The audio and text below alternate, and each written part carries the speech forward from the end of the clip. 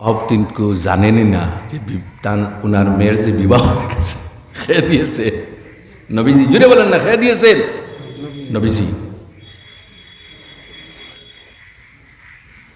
শ্বশুর বাড়িতে গেলেন, যাওয়ার পরে দরজায় আওয়াজ দেন, সঙ্গে সঙ্গে বের হলেন শ্বশুর। বললেন তুমি কে? বলে আমি আপনার দামাত। আরে আমার দামাত তুই হবে বলে? হ্যাঁ, আমি জানি না, নবীজি জানেন। আমি জানি না, কে জানেন? নবীজি। আরে আমার মেয়েটি গোটা মক্কা শরীফের মধ্যে পূর্ণিমার চন্দ্রের মতো সুন্দর, আর নবীজি কি আমার মেয়ের জন্য এই দামাত পছন্দ করলেন, যে দামাত দেখতে কুৎসিত না, হুজুবিল্লাহ, তাও শর্ট টাইপের বেঠে মানুষ। যাও, তোমার সঙ্গে আমার মেয়ে কখনো দিব না, নাউজুবিল্লাহি মিন যালিক। উত্তর দিবেন, বিবাহ খেয়ে দিয়েছেন আল্লাহর হাবিব, আল্লাহর পক্ষ থেকে আল্লাহর অনুমতিক্রমে বিবাহ দিয়েছেন। আর বাবা বললেন না, তোমার সঙ্গে আমার মেয়ে দেওয়া সম্ভব নয়। কিন্তু মেয়ের পক্ষ থেকে কোনো কিছু বলা হয় নাই। আল্লাহু আকবার, জুড়ে বলেন আল্লাহু আকবার। মেয়ে জিজ্ঞাসা করতেছি, বাবা সামান্য আগে একজনের সঙ্গে আপনি আলাপ আলোচনা করতেছেন আমার সম্বন্ধে, আমাকে আপনি ভালোভাবে বুঝাইয়া দেন কি আলাপ আলোচনা করতেছিলেন। বাবা বলতেছেন, ওগো আমার মা কলিজার টুকরা, আমি তোমার জন্য অনেক কিছু মনের মধ্যে আশা পোষণ করে আছি। তোমার বিবাহ একটা ভালো ঘরের মধ্যে আমি দিব, সুন্দর একটা পাত্রের সঙ্গে আমি দিব। কিন্তু রাসূলুল্লাহ তোমার বিবাহ একজন এত কুৎসিত একজন মানুষের সঙ্গে দিয়েছেন, যে ব্যক্তিকে দেখতে সমাজ ভালো লাগে, সমাজের কিন্তু পছন্দনীয় নয়, আমার ভালো নয়, হয়তো তোমারও ভালো না লাগতে পারে। সেই মাইটি বাবাকে বলতেছেন, হে বাবা, মারাত্মক ভুল করে ফেলেছো। আমি হলাম নবীজির আশিক, আমার জন্য নবীজি যে পাত্রকে পছন্দ করেছেন, এই পাত্রকে আমি তোমার কলিজার টুকরাও পছন্দ করি। জুড়ে বলেন সুবহানাল্লাহ, জুড়ে বলেন। আপনি কি ভুল করলেন? আমার স্বামীকে ঘর থেকে কোন কারণে তাড়িয়ে দিলেন। ওই সাহাবে আল্লাহর হাবিবের খেদমতে গিয়ে বলছেন, ইয়া রাসূলুল্লাহ, শ্বশুর বাড়িতে পাঠিয়ে দিয়েছিলেন, আজকে শ্বশুর আমার কালার দেখে, আমার রং দেখে ঘর থেকে বের করে দিয়েছেন। আল্লাহ রবি বলেন, তুমি আমার সামনে বসো। সামান্য পরে তোমার শ্বশুর কিন্তু আমার কাছে ক্ষমা চাইবার জন্য উপস্থিত হইতেছে। আমি নবীকে বিবাহ দিয়েছি, কোন মানুষের ক্ষমতা আছে বিবাহ ক্যান্সেল করা? নবীজির কথার দাম আছে কিনা? জি। সামান্য পরে দেখা যায় যে সাহাবীর মেয়ে, ওই সাহাবীর নবীজির খেদমতে এসে মাফ চাইতেছেন, ইয়া রাসূলুল্লাহ আপনি আমাকে মাফ করে দেবেন, না হইলে আমার জন্য দুজক ছাড়া কোনো কিছু নাই। আল্লাহ রবি বললেন, হে সালামে, তোমার মেয়ের বিবাহে তোমার পরিবারের তুমি কি মোহর দিয়েছ? সালামে বললেন, ইয়া রাসূলুল্লাহ মোহর দেওয়ার মতো তো আমার ক্ষমতা নেই। আল্লাহ রবি বললেন, সাহাবায়ে কেরামেরা ওই সাহাবীর মোহর দেওয়ার জন্য সাহায্য করো। হযরতে আবু বকর সিদ্দিক রাদিয়াল্লাহু তাআলা আনহু বললেন, ইয়া রাসূলুল্লাহ আমি সালামীর মোহরের জন্য 100 দিরহাম দিলাম। হযরত উমর ফারুক বললেন, ইয়া রাসূলুল্লাহ আমি 200 দিরহাম দিলাম। হযরতে আলী রাদিয়াল্লাহু তাআলা আনহু বললেন, ইয়া রাসূলুল্লাহ আমি আরো 200 দিরহাম দিলাম। হযরতে উসমান গনি রাদিয়াল্লাহু তাআলা আনহু বললেন, ইয়া রাসূলুল্লাহ আমি 400 দিরহাম দিলাম। এখন কত? 800 দিরহাম হয়ে গেছে। কত দিরহাম? 800। ওই সাহাবী খুশি খুশি আল্লাহ রবি বললেন, যাও তোমার স্ত্রীর জন্য তুমি কিছু জিনিস কিনে তোমার শ্বশুর বাড়িতে যাও, বাজারে যাও, যাওয়ার পরে কিছু জিনিস কিনে নিয়ে তোমার স্ত্রীর জন্য তুমি কিছু উপহার কিনে নিও, আতর কিনিও, তোমার স্ত্রীর জন্য যা যা লাগে তুমি কিনে নিয়ে যাও। ওই সাহাবী বাজারে যান, যাওয়ার পরে কাপড়ের দোকানের মধ্যে গিয়ে কাপড় পছন্দ করতেছেন, সামগ্রী পছন্দ করতেছেন। ওই সময় খানের মধ্যে আওয়াজ আসলো, আযহাবু ইলা রাসূলিল্লাহ। ওই সময় খানের মধ্যে আওয়াজ আসলো, হে কোথায় আছো রে? নবীর সঙ্গে যুদ্ধের ময়দানে গিয়ে তোমরা শাহাদত বরণ করো। ওই সাহাবের খানের মধ্যে যখন আওয়াজ আসলো, সঙ্গে সঙ্গে বিবির জন্য যা কিছু পছন্দ করেছিলেন দোকানদারকে দিয়ে বললেন, ভাই তোমার জিনিস তুমি নিয়ে যাও, আমি এখন আর কাপড় চোপড় অলংকার দিয়ে আমি কিনবো না, আমি মার্কেট থেকে সবচাইতে ভালো একটা ঘোড়া আমি কিনে নিব, আমি মার্কেট থেকে ভালো একটা তরবারি কিনে নিব। ঘোড়া কিনলেন, তরবারি কিনলেন, কিনার সঙ্গে সঙ্গে উহুদের ময়দানের দিকে রওনা দিলেন। উহুদের ময়দানে গিয়ে আল্লাহর হাবিবের সামনে আল্লাহর হাবিব দেখতে পেলেন একজন সাহাবী ঘোড়ার পিঠে চড়ে জালিমদের সঙ্গে লড়াই করতেছেন। লড়াই করতে করতে হঠাৎ একটা আঘাতের কারণে মাটির মধ্যে পড়ে গেছেন। মাটির মধ্যে পড়ে গিয়ে জবান মোবারক থেকে বের হয়েছে, ফুস্তু বিরব্বিল কাবা, আল্লাহর কাবার প্রভুর কসম আমি কিন্তু সফল কাম হয়ে গেছি। রাসূলুল্লাহ দৌড় দেন, যাওয়ার পরে যখন খুলে নেন দেখেন আমার সালাবি আল্লাহর নবী কাজের দিকে তাকিয়ে একটাবার হাসলেন, আরেকবার কাঁদলেন এবং সালাবির মুখের মধ্যে চুমা দিয়ে বললেন, হে সালাবি, আমি তোমাকে তোমার বিবির কাছে পাঠিয়েছিলাম, তোমাকে আমি অর্থ দিয়ে তোমার বিবির কাছে পাঠিয়েছিলাম, তোমার বিবির কাছে না গিয়ে তুমি যুদ্ধের সামগ্রী কিনে যুদ্ধের ময়দানে এসে আমার সম্মুখে শাহাদত বরণ করেছো। আল্লাহর হাবিব আকাশের দিকে একবার দেখে কাঁদলেন, আরেকবার দেখে রাসূলুল্লাহ মুচকি হাসি দিলেন। সাহাবায়ে কেরাম বললেন, ইয়া রাসূলুল্লাহ, আকাশের দিকে চেয়ে চেয়ে একবার হাসলেন আর একবার মুচকি হাসি দিলেন। আল্লাহর হাবিব উত্তর দেন, আমি যখন মুচকি হাসি দিলাম তখন আমি দেখি হাজার হাজার ফেরেশতা আমার সালামি রিসিপশনের জন্য তৈরি হয়ে আছে। আমি খাদলাম এই কারণে বিবি ছাড়িয়া যুদ্ধের ময়দানে এসে শাহাদত বরণ করেছেন। আল্লাহ রাব্বি বলেন, যাও সালামি, হাসরের ময়দানে আমি নবীর সঙ্গে তোমার হাসর হইবে।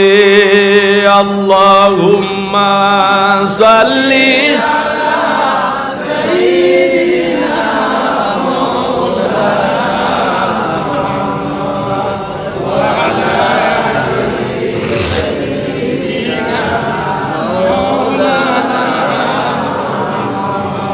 Allahumma salli sayyidina wa ala ali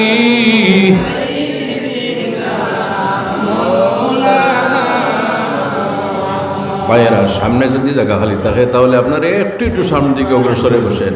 পিছনে আমার ভাইয়েরা বসতে হয়তো কষ্ট হচ্ছে, আপনারা একটু একটু সামনের দিকে অগ্রসর বসেন। পড়ুন দুরূদ শরীফ, আল্লাহুম্মা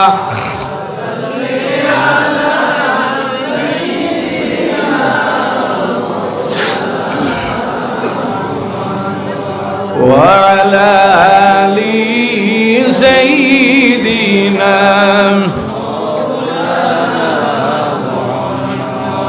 কিয়ামতের দিন আল্লাহ জিজ্ঞাসা করবেন, কয়টা প্রশ্ন? চারটা। মনে নাই? কয়টা প্রশ্ন? চারটা প্রশ্ন। এই চারটার মধ্যে একটা প্রশ্ন হলো আন উমরি ফিমা আফনা, আমি তোমাকে জীবন দিয়েছিলাম, তোমার জীবনটা কোন কাজে ব্যয় করেছো? জবাব দিতেই লাগবে। না দেওয়া পর্যন্ত কিয়ামতের ময়দান থেকে আমরা কদম সরাইতে পারবো না, জবাব দিতেই লাগবে। 2 নম্বর, আন শাবাবিহি ফিমা আবলা, হে যুবক, আমি তোমাকে যৌবন দিয়েছিলাম, তোমার যৌবন কোন কাজে ব্যয় করছ? এইটাই লোকের সমস্যা। যৌবনকালে মানুষ অনেক গুনাহ কাজ করে বিভ্রান্ত হইতে পারে, আর যৌবনকালে মানুষ অনেক নেকির কাজ করে আল্লাহর প্রিয় হইতে পারে। এজন্য নবীজি সাল্লাল্লাহু আলাইহি সাল্লামের ইরশাদ, ইয়া মাশারাশ শাবাব মান ইসতাতা মিনকুমুল বাতা ফালইয়াতাযাওয়াজ।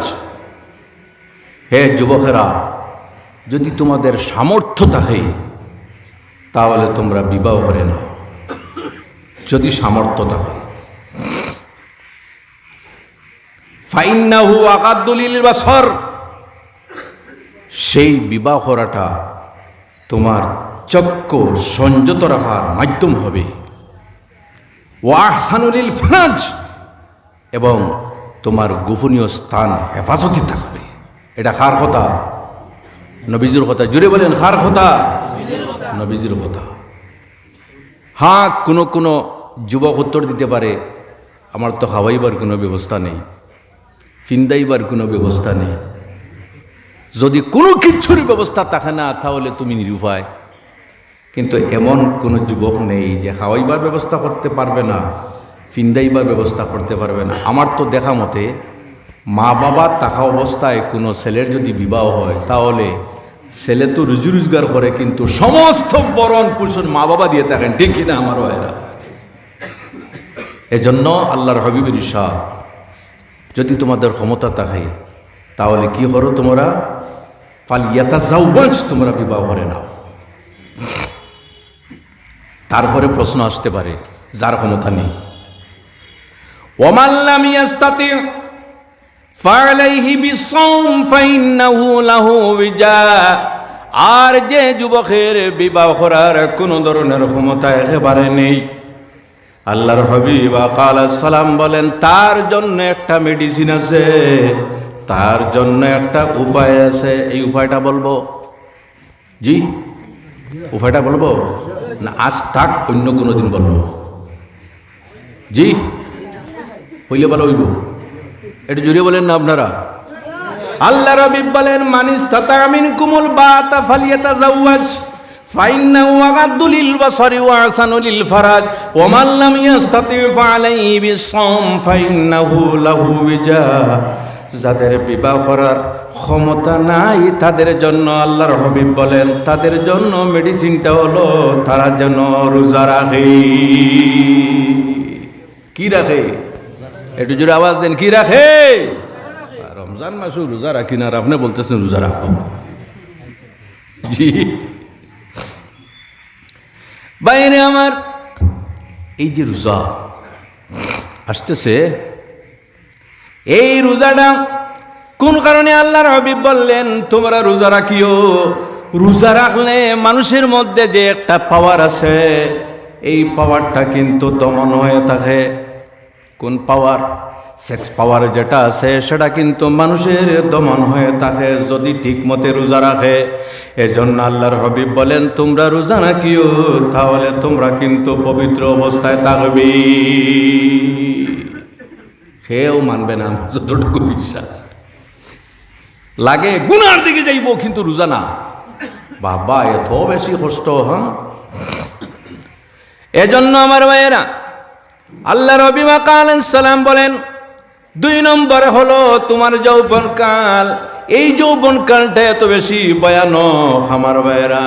যৌবনকালে যৌবনের ঠেলায় কত যুবক বিভ্রান্ত, আর যে যুবকরা একটু ধৈর্যশীল সেই যুবকরা কিন্তু তার যৌবনকালকে গুনার কাজের মধ্যে ব্যয় করতে রাজি হয় না। এজন্য আল্লাহর হাবিব বলেন যুবক যদি ইবাদত বন্দেগী করে, একটা যুবক যদি ভালোভাবে যদি ইবাদত বন্দেগী করে তাহলে বৃদ্ধকালের ইবাদত বন্দেগীর চাইতে অনেক গুণ উত্তম। বুড়া হওয়ার পরে কি হয়? অনেক সময় অজু ঠিক থাকে না, বারবার অজু করতে লাগে, লাগে কি না? জি, কিন্তু একজন যুবকের কিন্তু সবকিছু ঠিকঠাক আছে, কন্ট্রোল আছে। সে কিন্তু তার কন্ট্রোলতার মধ্যে যদি তার সবকিছু রাখে, তাহলে আল্লাহ সুবহানাহু ওয়া তাআলা ফেরেশতাদেরকে নিয়ে বললেন, হে ফেরেশতারা দেখো, আমার যুবকদেরকে আমি গুনাহ করার ক্ষমতা দিয়েছি, নেকি করার ক্ষমতা দিয়েছি, কিন্তু গুনাহ করার ক্ষমতাটাকে দমিয়ে রেখে সে নেকির কাজ করতেছে। তোমরা উত্তর দাও কি করব? ফেরেশতারা বললেন, ইয়া রাসূল, ইয়া আল্লাহ, আপনি ভালো জানেন। আল্লাহ সুবহানাহু ওয়া তাআলা বলেন, এই সমস্ত যুবকদের জন্য আমি আল্লাহ জান্নাতে রেখে দিয়েছি। কি ঘোষণা আল্লাহ! 3 নম্বর, আমি একটু ছোট করে আমি 4টার উত্তর দিয়ে দিতেছি। কয়টা বললাম? 2টা। আরেকটা হলো মালিহি মিন আইনা ইকতাসাবাহু ওয়া ফিমা আনফাকাহু। আমি তোমাকে ধন দিয়েছিলাম, তোমাকে অর্থ দিয়েছিলাম, তোমাকে সম্পদ দিয়েছিলাম। এই সম্পদ কোথা থেকে অর্জন করেছ এবং কোন রাস্তায় তুমি সম্পদ ব্যয় করেছ? খুবই মারাত্মক প্রশ্ন, ঠিক কিনা? জি, একটু জোরে আওয়াজ দেন, ঠিক কিনা? প্রত্যেক মানুষ চায় সম্পদশালী হইতে, প্রত্যেক মানুষ চায় ধনী হইতে। হালাল পন্থায় হোক অথবা হারাম পন্থায় হোক, আমার ধন লাগে, আমি ধনী হইতে চাই। কিন্তু আমার ভাইয়েরা, কোনো সময় ধন মানুষের জন্য কিন্তু ক্ষতিকারক হয়ে যায়। কোনো সময় ধনের কারণে মানুষ বিভ্রান্তির দিকে যায়, কোনো সময় ধনের কারণে মানুষ দুজকে যাইবে, আর কোনো সময় ধন না থাকার কারণে মানুষ জান্নাতের মধ্যে যাইবে। এজন্য আমার ভাইয়েরা, এই পৃথিবীতে অনেক ধরনের উদাহরণ আছে।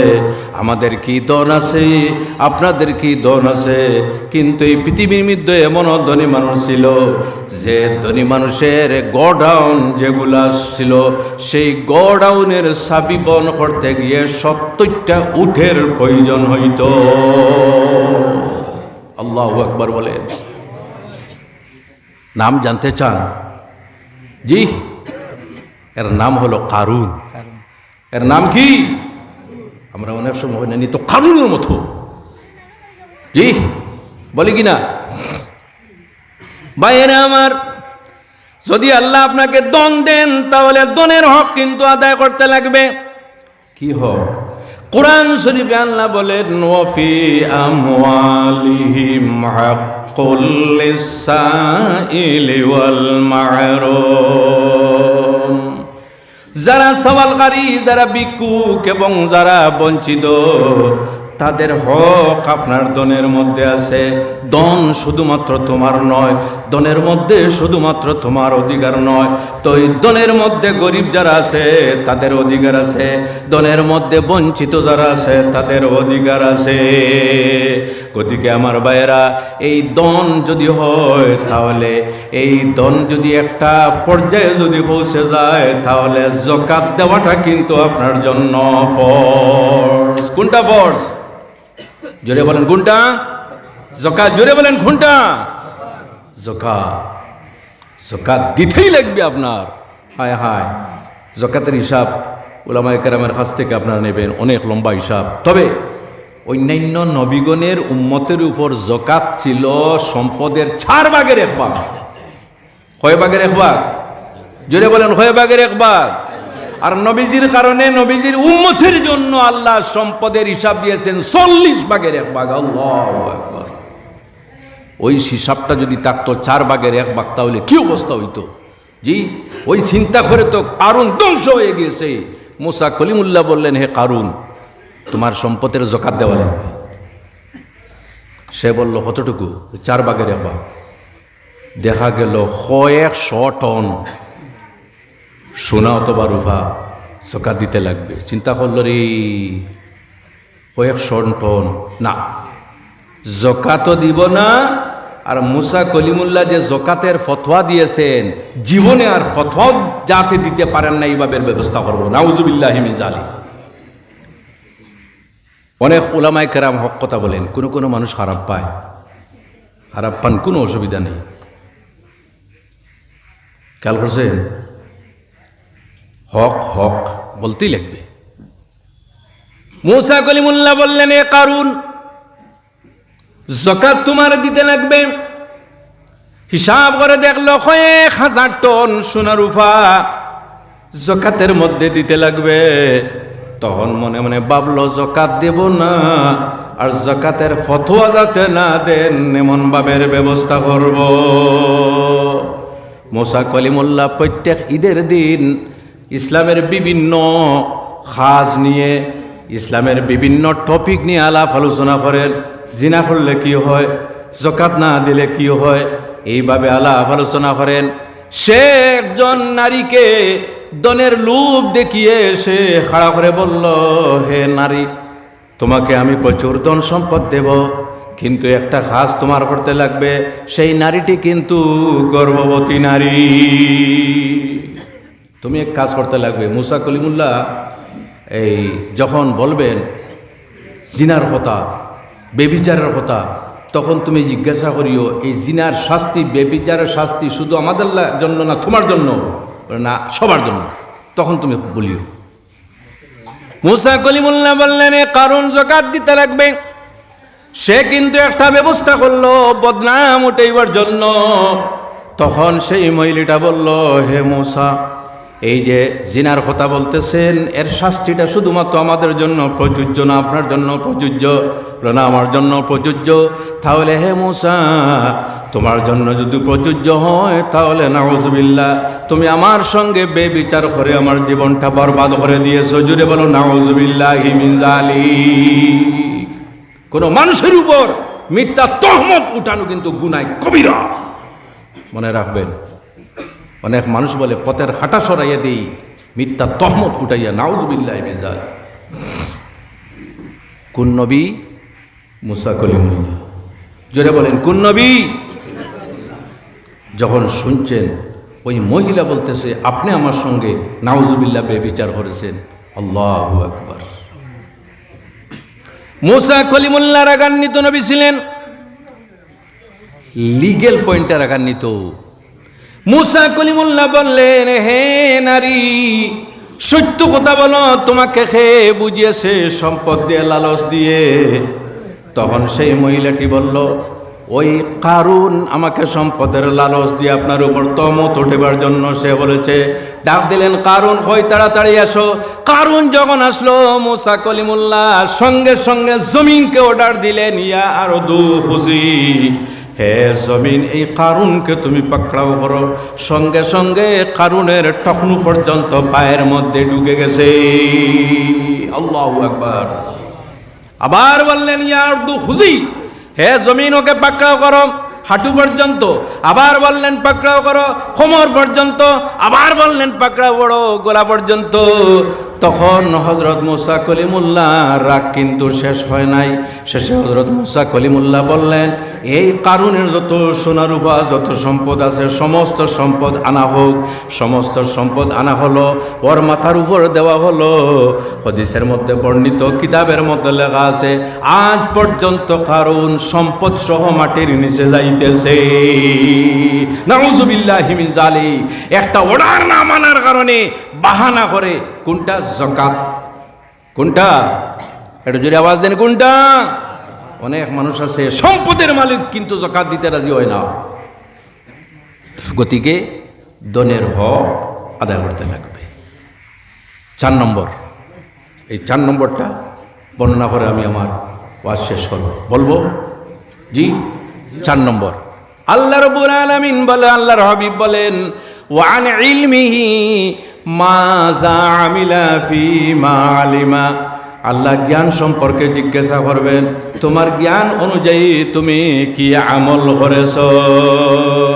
আমার ভাইয়েরা, আমার পূর্ববক্তা মৌলানা ফখরুল ইসলাম সাহেব জ্ঞান সম্পর্কে আলোচনা করেছেন, কিন্তু জ্ঞান অনুযায়ী আমাদের আমল করতে লাগবে। আপনি যখন নমাজি, তখন নমাজের শিক্ষা গ্রহণ করতে লাগবে। আপনি যখন রোজা রাখবেন, তার আগে রোজার মাসলা মাসাইল কিছুটা আপনার শিক্ষা অর্জন করতে লাগবে। আপনি যদি কোরআন তেলাওয়াতকারী থাকেন, তাহলে কোরআন শরীফ সইতে কোরআন শরীফ পড়তে কি কি জিনিসের প্রয়োজন, তার শিক্ষা আপনার গ্রহণ করতে লাগবে। এজন্য আমার ভাইয়েরা, কিয়ামতের দিন এই 5টা প্রশ্নের জবাব আমাদের দিতে লাগবে। আমরা এই 5টা প্রশ্নের জবাব যদি না দেই তাহলে আমরা জমিন থেকে আমাদের কদম সরাইতে পারবো না। নোটের সময় নেই জি ইয়া আল্লাহ রে ভাই, প্রত্যেকের লিমিট আর আমার আনলিমিট নেই জি। আচ্ছা আর সামান্য আপনারা দুরূদ শরীফ পড়ুন। আল্লাহুম্মা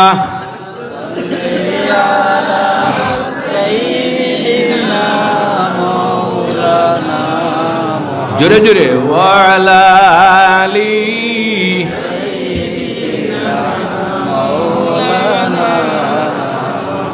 আল্লাহুম্মা সাল্লি সাইয়্যিদিনা মাওলানা ওয়া আলা আলি সাইয়্যিদিনা মাওলানা। এই বিষয়ে আরো সামান্য আমি আলোচনা করি। আমরা অনেক মানুষের সম্পদের কোনো অভাব নেই, টাকার কোনো অভাব নেই, কিন্তু আপনি বুঝবেন না। অনেক মানুষ আছে আমি দেখেছি, তার ড্রেসের মাধ্যমে পরিচয় পাওয়া যায় না ধনী, কথাবার্তার মাধ্যমে পরিচয় পাওয়া যায় না ধনী, কিন্তু জমিন কেনার সময় পরিচয় পাওয়া যায় কি পরিমাণ টাকার পাহাড় আছে কিনা। একটু জুড়ে আওয়াজ দেন। মতো অবস্থায় যাকাত তো দিতে লাগবে। এই যাকাত বন্টনটা যদি আমরা সঠিকভাবে করি তাহলে গ্রামের মধ্যে কিন্তু কোনো গরিব আর গরিব থাকবে না। সুবহানাল্লাহ বলেন। একজন গরিব ছেলে আছে, ফর এক্সাম্পল একটা গরিব পরিবার আছে, সেই গরিব পরিবার গরিবের সঙ্গে লড়াই করতে করতে মারা যাইতেছে, কিন্তু আপনার যাকাতের একটা অ্যামাউন্ট যদি ওই গরিব আপনার গ্রামের, প্রথমে আপনার গ্রামের মানুষের হক, গ্রামের মানুষের অধিকার, সেই অধিকার না দিয়ে যদি আপনি আপার আসাম যদি পাঠিয়ে দেন তাহলে কি না ইনসাফি হবে? এটা তো না ইনসাফি। গতিকে প্রথমে আপনার গ্রামবাসীর মধ্যে দেখুন কোনো গরিব মানুষ আছে কিনা। যদি কোনো গরিব ছেলে থাকে তাহলে তাকে একটা যাকাতের অংশ দিয়ে বলো যে তুমি একটা ছোট্ট ব্যবসা শুরু করো, ছোট্ট একটা ব্যবসা শুরু করো, পানের ব্যবসা, পান দোকানের ব্যবসা, বা ছোট্ট একটা ব্যবসা শুরু করো। আবার আমাদের মধ্যে এক শ্রেণীর মানুষ আছে ছোট ব্যবসা পছন্দ করে না, ছোট ব্যবসা পছন্দ করে না, মাল বেশি হইবে আর 1-2 দিনের ধনী। এটা সম্ভব? আপনার উত্তর দিন সম্ভব? আমার আশেপাশে অনেক হিন্দু ধর্মাবলম্বী মানুষেরা আছে, জানি না আপনাদের এখানে আছে কিনা, দোকানদারি করতেছে। আমি নিজে স্বচক্ষে দেখছি, দোকান খোলার পরে প্রত্যেক দিন মাছি মারে। 4-5 বছর আগে দেখলাম দোকানে বসে বসে বসে বসে সময়টা কাটাইছে, কিন্তু দোকান ছাড়ে না, দোকান ছাড়তেছে না। আমরা মানুষের নিয়ম হইল দোকান খুলছি রাতারাতি ধনী হইতে হবে, এতে পাল্লা মারিও হোক আর ঠকাইয়া হোক, জি রাতারাতি ধনী হইতে লাগবে। আচ্ছা এই দোকানে লাল বাতি জ্বলিতে বেশি সময় লাগবে? একটু জোরে আওয়াজ দেন, বেশি সময় লাগবে? এই সমস্যা হলো আমাদের ধৈর্য নাই, কিন্তু ওদের ধৈর্য আছে। দোকানে বসছে, একটা বিকিটিকি কোনো কিছু নাই, কিন্তু হেভাবে একদিন কিন্তু আসবে। এই রুটটা যখন হবে, আপনার বাইপাস জানা আছে নি, আইএসপিডি থেকে যে ডান দিকে যে বাইপাস গেছে, আপনারা একবারে মেডিকেল কলেজ যাইতে পারবেন, সোনাবাড়িঘাট যাইতে পারবেন, সোনাই যাইতে পারবেন, বাগাবাজার যাইতে পারবেন, আছে কি না? এই বাইপাসের রাস্তার 10 সাইটের একটা জমি আর বাকি নাই। বেশি খারা আমরা, একটু জুড়ে আওয়াজ দেন, বেশি খারা আমরা, লড়া খারা ওরা। হায় হায়, ওরা দূরদর্শিতা তাদের মধ্যে আছে, ব্যবসা করতেছে, বিকি নাই, কোনো অসুবিধা নেই। 2 বছর 3 বছর 5 বছর 6 বছর 7 বছর পরে তো এই রুট ছাঙ্গা হবে এবং বিকিটিকে হবে। শেষে দেখা যায় দোকানের বিল, আল্লাহু আকবার, তার দোকানে ঠুকেন দিয়ে কিনতে লাগে। আর আমাদের মুসলমানের যদি 5 টাকার মাল হয় চাইবে 20 টাকা বেচতে। জি, এই দোকান যদি বদনামি হয় তাহলে কোনো মানুষ যাইবে? যে একটাবার যদি দোকান বদনামি হয়ে যায় কোনো মানুষ যাইতে রাজি হইবে? কোনো মানুষ যাইতে রাজি হইবে না। এজন্য আমার ভাইয়েরা ধৈর্যশীল, ব্যালেন্স ঠিক করে যে ব্যবসায় আছো ব্যবসা করো। আপনার জকাত আছে, গরিব কোনো পরিবারকে কিছু টাকা দিয়ে বলো যে তুমি ছোট্টখাটো একটা ব্যবসা শুরু করো, একদিন দেখবেন এই ছোট ব্যবসা থেকে সেই ব্যক্তি কোটিপতি হয়ে গেছে। আল্লাহু আকবার। এইভাবে হয়েছে আমার চোখের